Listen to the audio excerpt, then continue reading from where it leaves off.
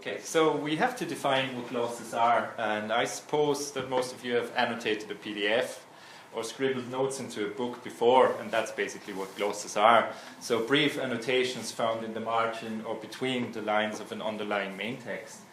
They serve different purposes, for instance, explaining difficult parts in a simpler language or just translating passages into the glossator's own language.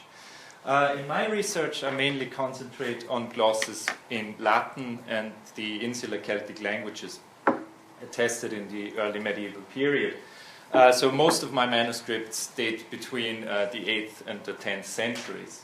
They transmit the works of the Venerable Bede, Priscian, and Orosius in Latin with glosses in the different languages. So this makes them a treasure trove for contemporary language content. Today's emphasis lies on the computistical works of Bede, which basically deal with different ways of computing the date of Easter, and there's some tweets about Bede there. I'm especially interested in parallel glosses. So these are glosses on the same word or phrase of the main text, transmitted in different manuscripts. In this example, for instance, a gloss meaning example is found in 4 different manuscripts on Bede's De Temporum Ratione.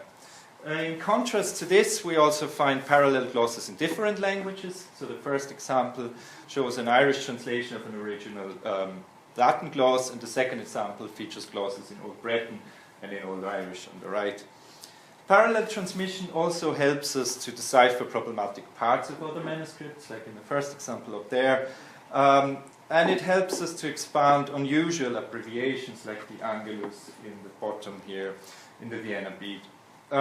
Close analyses of the material together with digital tools yield important results of how the gloss corpora connect with each other, and this is an example of Orosius' first book of his history. Furthermore, we also see different types of language contact in the glosses. And I've given a list here, and we're going to talk about loanwords and a bit about code switching now. So a loanword is a word adopted from one language and incorporated into another language without translation, as in English dandelion, whereas German Löwenzahn is a calque. That means it's a translation of the French phrase. So it means all tooth of a lion. I have 2 examples for this. There's one word for mermaid in the St. Gall Priscian. That's a hybrid between a loanword and a calque, and it only occurs in this specific manuscript, which also makes it an ad hoc loanword. The same is true for the word Old Breton gavelrin, which means a pair of compasses, which is also only attested in the Angers glosses, but it's attested 5 times in the Angers glosses, and it's taken from this Old Irish word down there. Besides lexical context, we also get examples for code switching. So this means switches between different languages within the same utterance. Just like beginning a sentence in English, ihn dann auf Deutsch zu beenden. This example shows a sentence which starts in Old Breton but finishes in Latin. The reason for this could be that the glossator saw the lunam incarnationis as a technical term, and therefore he didn't translate this part of a presumably original Latin gloss. So what do the glosses tell us? They're valuable sources for language change and language contact, and they add to a better understanding of medieval Celtic languages. They provide valuable information about the scholarly environment, as well as a window into the day-to-day life of medieval scribes.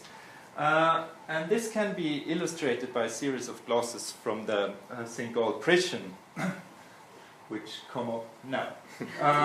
Here the scribe complains about his new parchment, about his bad ink, and he says, I say nothing more, so he's upset.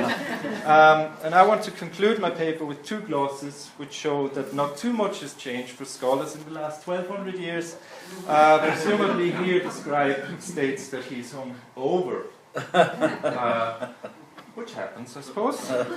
And the final slide for today presents a so far untranslated gloss in an of yet undeciphered orthography. It must be a feline glossator, and it's from a manuscript of the 15th century from Croatia. Thank you.